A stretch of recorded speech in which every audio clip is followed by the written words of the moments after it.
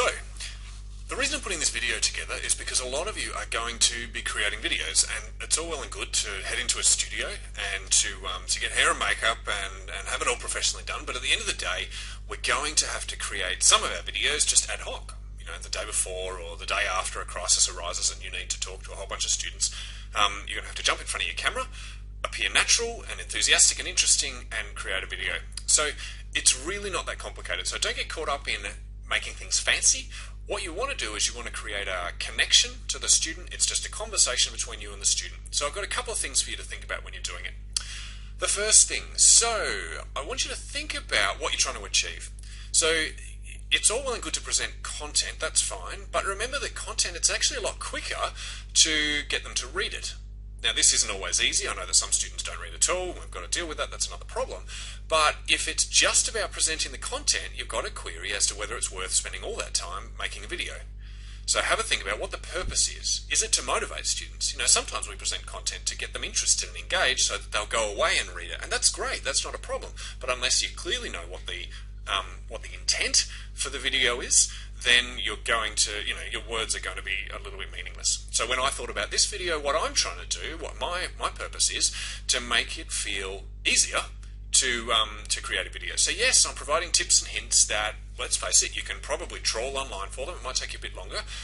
But I'm also trying to give you an experience of, okay, what it can look like without anything fancy. So my setup here is basically my laptop camera.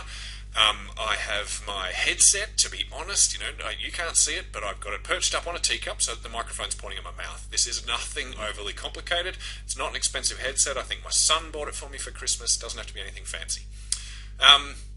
So make sure you focus your main points around your goal, and make sure your content is driven that way. Now, if you're a person who's just not comfortable making things up as you go, creating a script might be good.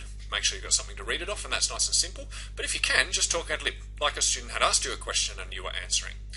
Have your notes nearby, so you'll notice me, I look above the camera to my notes because I can't remember everything that I want to say. So style, keep it as short as possible. So remember what your purpose is, meet the purpose, but keep it as short as possible so that students engage very quickly, so they're not sitting there for hours and hours listening to a dull and dreary lecture. If dull and dreary lecture is what you're aiming for, you're actually better off to get them to read something and then test them on it afterwards, give them a quiz. It's a lot quicker and a lot more convenient for them. Now, this is really hard, but practice looking directly into the camera. Now, for a lot of you, the camera is going to be a tiny pinprick on your screen. Now, our tendency is to look at our own face or the notes, but if you try and look at the camera, imagine the person on the other end feels like you're looking them directly in the eye. So look directly at the camera and try to speak to the individual. So rather than addressing the whole class, so hi everybody, talk to the individual. Say, okay, I've noticed that some people are struggling with this, and I just wanted to let you, you Jane, you the individual, know how to overcome this. So speak to the individual, keep it really casual, be expressive. One hint I saw, and I'm not suggesting this is a great idea, but one hint I saw with creating engaging training videos is drink a whole bunch of coffee beforehand so that you're expressive. Remember, people want to know who you are. One thing that I find really helpful when creating videos is think, okay, who is the person that I would really want to explain this to? So if you're thinking of your students, if a student came up to you and they were really motivated, they were the highly engaged student, and they had a question for you, and yes, it was a bit silly, but as a student, you liked them. How would you explain it to them? Now, if you speak with that in mind, your presentation style is going to be different to if you're presenting to the student who's asking a stupid question who doesn't engage in class. So think about who you're speaking to, and that will change the way that you speak.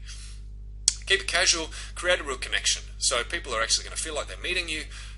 You can do all sorts of things. I've got a tablet here. I could be sitting outside and sitting under a tree and giving this presentation. That wouldn't be a problem at all. Those kinds of things can be good and have been used by other academics. So there's one academic that I work with who has got some great stuff, sitting in cafes and on really cool couches and all of that kind of stuff, and it just keeps the interest up. It's not really, really important. It's just icing, but sometimes icing is nice. Let's face it, companies spend an awful lot of money on marketing. So, icing is kind of important. Use dot point notes, be really expressive, treat it like a tutorial. So you're talking to real people, really focus on that. In terms of actually creating the content, you can use Camtasia, and so we can provide, there's some great Camtasia have actually produced some really good tutorials, 2-minute tutorials that step you through these processes. But there's also a great tool on YouTube where you can literally just press record, go from start to end, record it, and then it's automatically uploaded. So if you set up a YouTube account for your subject, you can upload a bunch of content. There's no processing, there's no decisions to make. You just press record and stop and go. That's it. You don't have to make any decisions about how to format it. So that can actually be really useful. And if you're not editing, I would be recommending that. Even if you have to give it a couple of goes, it's the nice simplest tool. So I really hope that this has been helpful. Let me know if there's other things that you want to know. This is just a starter. There is a whole bunch of stuff on YouTube about how to create really engaging videos by people that are far better than me. So trawl around, do what we tell our students to do, and do the research. Give it a go. Practice is the key, particularly when it comes to looking at the camera. I still find it really hard. Just practice, keep trying it, and you will be a pro in no time. Thanks. I will look forward to seeing your videos. Bye.